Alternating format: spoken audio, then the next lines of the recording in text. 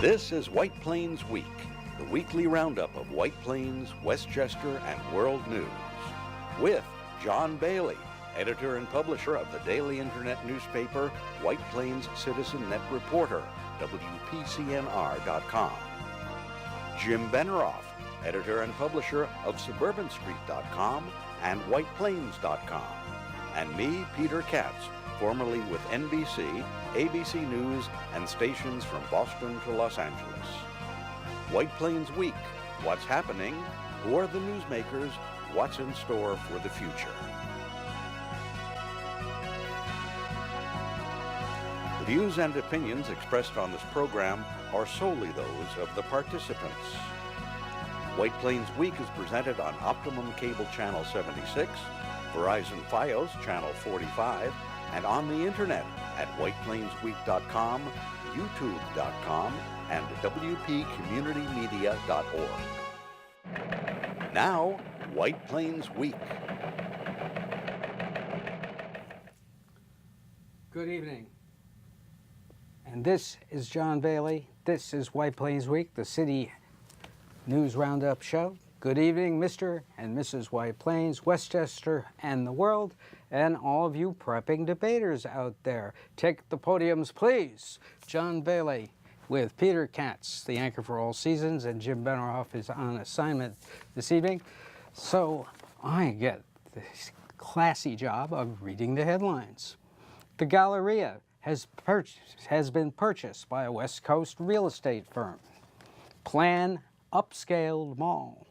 The metropolitan area is rocked by a terrorist attacker, and he is swiftly apprehended. The Trump Today and Hillary and Friends update continues as the first presidential debate looms this Monday night. The judge signs the White Plains French-American School of New York Statement of Settlement, and the clock is now running on the city to review the new site plan. No schedule released yet by City Hall, even though requested by yours truly. Voter registration drive begins September the 27th, this Tuesday in White Plains. On Wednesday, the City Transit Study Group, remember them, tells citizens what it has found and what we say we want to see at the train station redevelopment area. Scarsdale asks for delay implementing the tax hikes under their revaluation plan, which no one is happy with. And the Clintons buy a special house in Chappaqua. And also, Saturday Night Fever opens at Westchester Broadway Theater. And now, let's go to White Plains Week, newsreel March of Time. And this is a shot of the new 55 Bank Street building from the Metro-North Railroad heading south into Manhattan. And they have gotten out of the pit. They're starting to build the floors of that apartment building. That's right. And it also starts the slow resurgence of improvements in all of the buildings in key areas of White Plains. And next up, we have a very important segment on Trump Today and Hillary and Friends, which we'll have a little bit later in the program. But on everybody's minds this week is the shocker of the week, and that was the bombing last weekend. Peter, you've been following this story very closely.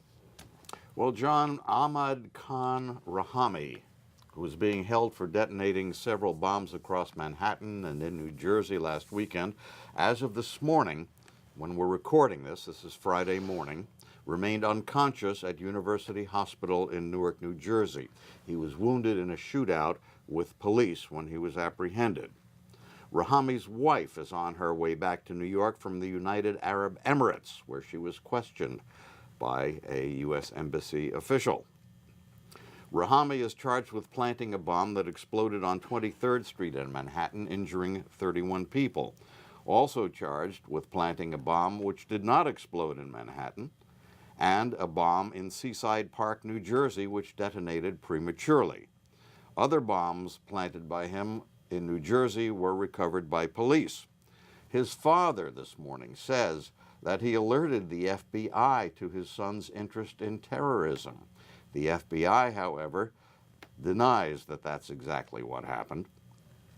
President Obama came to New York this week for the United Nations General Assembly session and spoke about the New York and New Jersey bombings and also the stabbings of 9 people at a shopping mall in St. Cloud, Minnesota, for which ISIS claimed credit. Even as we have to be vigilant and aggressive, both in preventing senseless acts of violence, but also making sure that we find those who carry out such acts and bring them to justice. We all have a role to play as citizens in making sure that we don't succumb to that fear. And there's no better example of that than the people of New York and New Jersey. When I was speaking to Governor Cuomo and Governor Christie and Mayor de Blasio, one point that they all made is, folks around here, they don't get scared. They're tough, they're resilient, they go about their business every single day. And that kind of toughness and resoluteness and the recognition that neither individuals nor organizations like ISIL can ultimately undermine our way of life.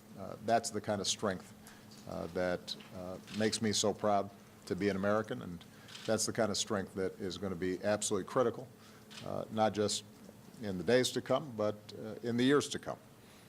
By showing those who want to do us harm that they will never beat us, by showing the entire world that as Americans we do not and never will give in to fear, that's going to be the most important ingredient in us defeating those who would carry out terrorist acts against us.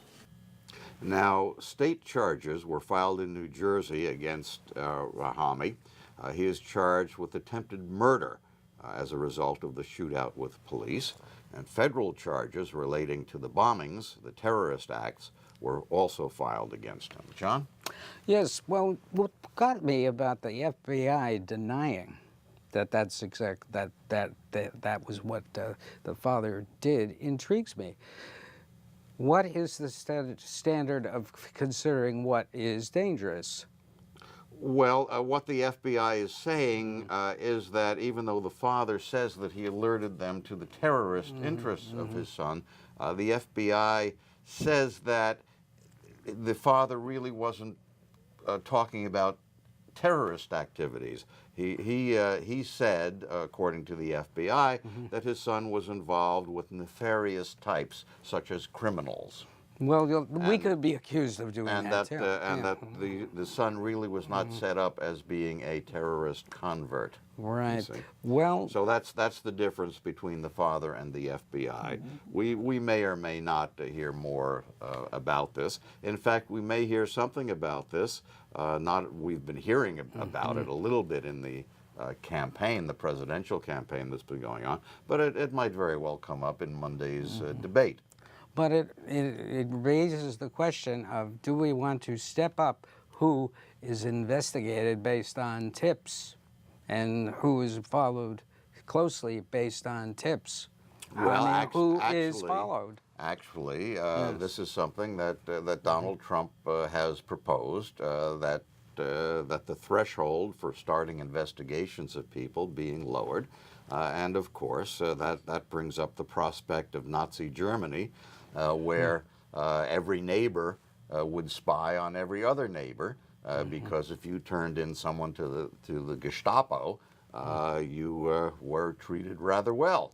You were thought of as serving the state. The inventors of the first tips line. Now, here in this country, we have slightly higher standards when it comes to your ability to engage in free speech, free thought, and free actions. Yes, and we were talking this week about this very problem of being super secure, but yet enjoying freedom of expression and speech and association.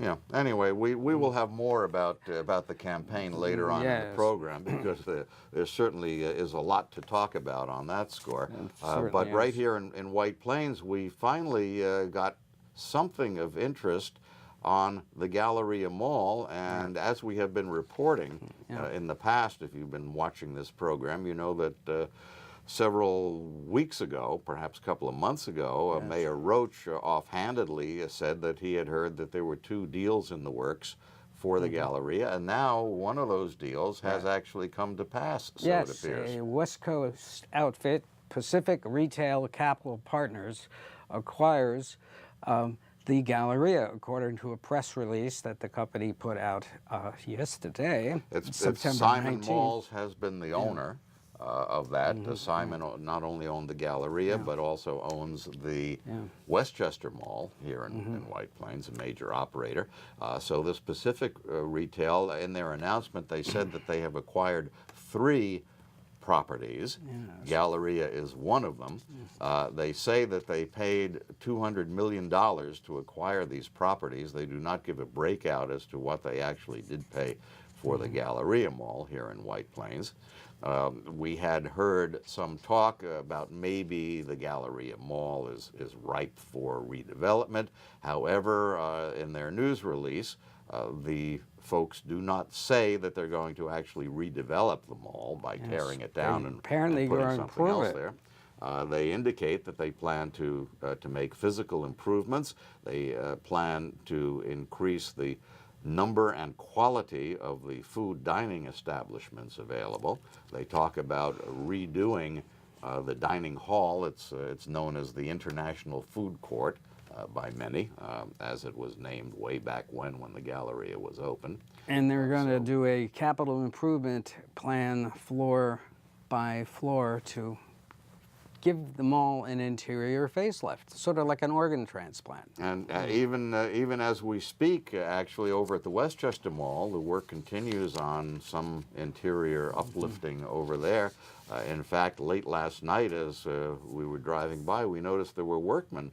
This is getting close to midnight, actually out in front at one of the entrances to the Westchester Mall, working on redoing the facade. Yes, the Journal of News got taken on an exclusive tour by that mall, and somebody should tell them what the Journal of News' circulation is. Well, actually, we can point out, if you want to be competitive, John, that we reported on work going on in the Westchester Mall some weeks ago here. We had a couple of photographs of that. We reported on their plans to bring in a new food operation in what had been their version of a food court. Right, and they also have to get it done. They announced they would be having it done by November 17th. Well, so they are under they want to be the ready. gun. They want to be ready for the coming holiday shopping season. Yeah, it's very important for them to do that. Timing is everything in retail. Timing is everything in everything, isn't it? For crowds, how true that is. And now, big news from the Judge Lefkowitz, who was the judge in the White Plains French-American School of New York. She still is the judge because she's going to supervise the stipulation, the settlement, which was signed on the approved. 12th of September. The Common Council approved it at the last meeting, as we reported last week on this program, and the judge now has signed off on it. 5 days later, signed off on it, and according to my calculations, which have not been confirmed either by the French-American School of New York or the city, and I've asked both parties, the city has to get the documents and material that they want included in the new revised site plan submission that FASD is now working on by September the 30th. If that is not the date, then you run into the religious holidays in early October. Now, well, you know, dates in court actions get kicked down the road all the time. You don't want to rush them for immediate documents, you know. I mean, you know, they could use this another couple of years if they wanted, right? I don't think so. I think there will be some sort now, of the next timeline. date, say we are right, and September 30th is when the city has to let them know, hey, this is what we need and what you have to include, studies, etc. that aren't there now. The timeline then is 7 weeks for FASD to get it done, which runs you right into the holidays in December, Well, mid-December, look, or the stipulation. perhaps the 1st of January, the 3rd of January. The stipulation does promise that the city will now review this and will ultimately vote on the project. Right. And just when that final vote will take place is anyone's calculation. On my website, I sort of figured out You took a basically guess. on what this, yes, Yeah. and it looks like it would be June Possibly. or possibly July. Possibly. Perhaps the day after July 4th. That would be a good time. It's Possibly. a traditional spot. Right. So that was the big news on the FASNY front. Now, I would like to point out that coming up this Tuesday, there is voter registration. Is going to be start on the September 27th, a one-day rush.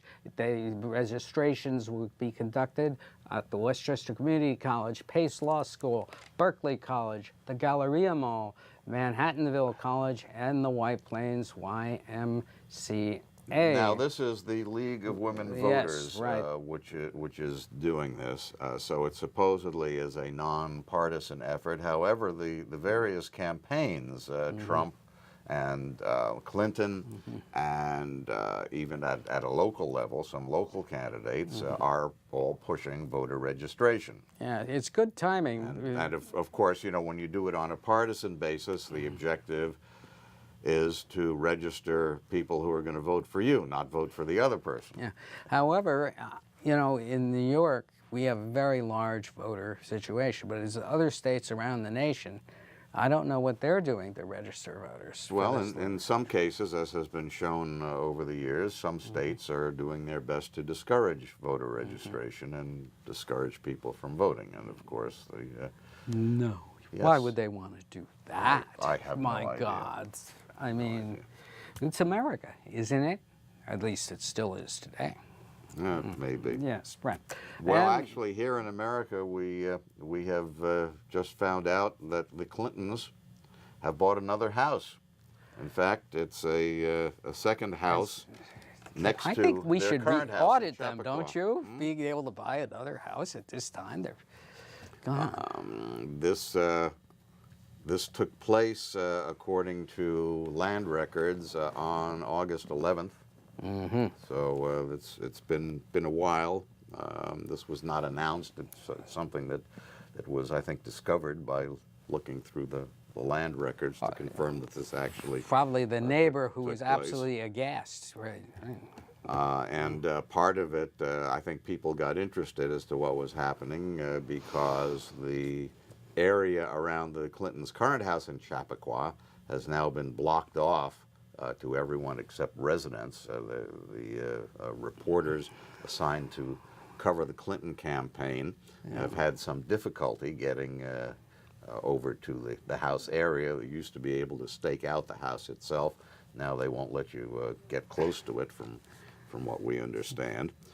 So now they have two houses next to one another in Chappaqua.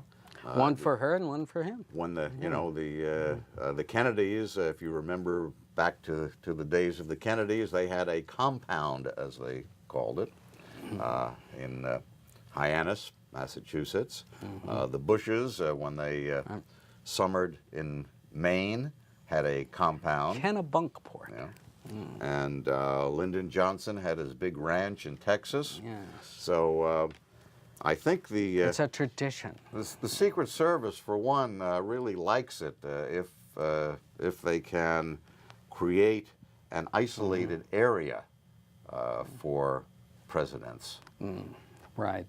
And one way you do that is by acquiring property and creating a compound. Right. One thing which we haven't heard, which let me throw out here just as an interesting point, and I haven't seen this discussed anywhere, but should Hillary Clinton win the election, and should she or Bill take up some kind of residence, they'll do and exclusive road to have a Westchester Chappaqua County White House, Airport. that would affect Westchester County Airport, because it's traditional that where a president is in residence, they set up what's called a prohibited area of airspace. So if they do that around Chappaqua, set up prohibited airspace, Yes. that would seem to have an effect of some sort on Westchester County Airport. Well, No one has talked about since that. Trump lives in New York too. Or Trump. Yeah, Trump or actually Trump. has a house that in would Westchester that would affect also. right. Well, I mean, you know, so choose your poison, folks. Now, big news on the City Transit Study Group.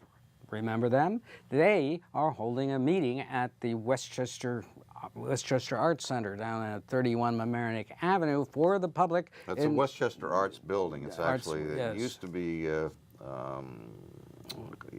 called something else, the Westchester Arts Chase Council. Manhattan Bank, I think Well, it used before to be that, called. it was, Yes, right. before that, it was like the County Trust Company, I think, wasn't it? Yeah, my father's old bank up in Pleasantville. Any- But anyway, I want to get to the Go ahead, date get to so the that people can actually attend this and give them hell if they want. Right. But anyway, you will get their update on what the citizens of White Plains and their various interactions with the Transit Study Group and well, the this consultants. is it's run as by to- yeah. Parsons Brinkerhoff, which is the Right. high-priced consulting firm. I mean, And- high-powered, not high-priced. high-priced, high-powered worldwide consulting firm. But be that as it may, this is our first real look at sort of a composite of what they think we want.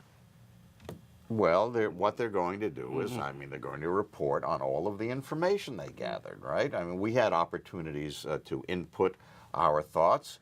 Yes. I think it was one word that you were allowed to text to their Right, computer. very cryptic. Yeah. Computers are not good with esoteric But stuff. so now we're going to learn We eagerly await. what the populace, or the percentage, or the portion of the populace that actually participated in this, thinks. All right. Now, speaking of what people think, it's time for that special segment. Trump Today and Hillary and Friends. Take it away. Well, you know, John, we have to begin this segment with something that we did last week, and that is to read from this book. This book is called Mein Kampf. It was written by Adolf Hitler. And today, we're going to read about propaganda. And we do this against the background of the Monday night debate, when it will be up to either candidate to make the greatest impression by coming up with the snappiest one-liner or snappiest phrase that people will be able to take away from the debate. And what Hitler says is, the great masses' receptive ability is only very limited. Their understanding is small, but their forgetfulness is great. As a consequence of these facts, Hitler says, all effective propaganda has to limit itself to only a very few points, and to use them like slogans until even the very last man is able to imagine what is intended by such a word. That's Adolf Hitler writing in Mein Kampf and saying, in effect, what we're going to see is which candidate will be capable of coming up with the most memorable line from the Monday debate. Right. And also to sway the undecided voters. But those are the ones that are most decided by the simple line. Well, when you sway undecided voters and you give them something to hang on to, Yes. something that makes sense, something that is memorable, that's the way you win elections. That's the way you win power, at least according to Adolf Hitler. Yeah. Now this week on the campaign trail, we had the Various things happened. subject matter. Various things happened Of the debates, right. this week. Not only do we have both candidates doing some preparation for the debates. Trump says his preparation will be less formal than Hillary Clinton's preparation for the debates. Trump is working with Roger Ailes, who ran Fox News until he was unceremoniously given the opportunity to exit Fox News. He was because given a of, golden parachute. allegations against him of sexual harassment. And a new analysis came out this week which found that Donald Trump's tax proposals would increase the federal budget by $5.3 trillion over the next decade, and that Hillary Clinton's tax and budget ideas would increase the federal debt by $200 billion over the next decade, if enacted. A frugal Democratic candidate. This was the Committee for a Responsible Federal Budget that came up with that. Well, good luck with that committee. Yes. Hillary Clinton announced that she would like to increase the top tax rate on the estate tax to 65%. Now, what she points out is that that top tax rate of 65% would only apply to people whose estates were greater than $1 billion, because the vast majority of people pay no estate tax at all. There is no estate tax at all at the federal level on estates less than $5.5 million in value. It's almost certain that the Trump campaign will make the most out of this and characterize it as another Hillary Clinton tax increase, even though it would apply to only a few people. Yeah, right. Donald Trump did a town hall appearance on Fox News in which he said that it's time to bring back stop and frisk in order to solve the problems of police interfacing with members of the black community. If you remember, stop and frisk was used in New York City, in which police were able to, just on what amounted to a whim, stop anyone on the street and frisk them. That was declared to be unconstitutional. Trump says it's time to bring back stop and frisk. Now, this comes in the wake of incidents in North Carolina. Perhaps stop and hassle. And in Tulsa, Oklahoma, in which police shot black people. In the Tulsa case, the officer, Betty Shelby, who was involved in that shooting, has now been charged with first-degree manslaughter. Well, in the Charlotte, North Carolina incident, the police chief says that video shows that the individual who was shot had a gun. well, how come this seems to happen in virtually all of these incidents, most of them? Well, in that Charlotte, there were... He does have a gun, or he doesn't have a gun. In Charlotte, there were Yeah, 3 right. nights of the demonstrations, confrontations between police and demonstrators in the downtown streets of Charlotte. So well, that's all the time we have. This is going to be to talk about an interesting Right. situation. John Bailey, Peter Katz. Good night for White Plains Week. This has been White Plains Week. News and commentary about White Plains, Westchester, and the world. The views and opinions expressed on this program were solely those of the participants. White Plains Week, produced by White Plains Citizen Net Reporter, and presented on Optimum Cable Channel 76 and Verizon Fios Channel 45.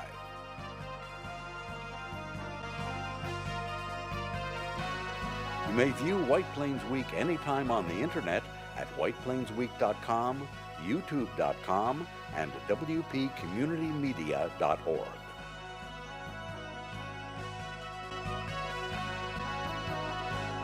For White Plains Week, this is Peter Katz speaking.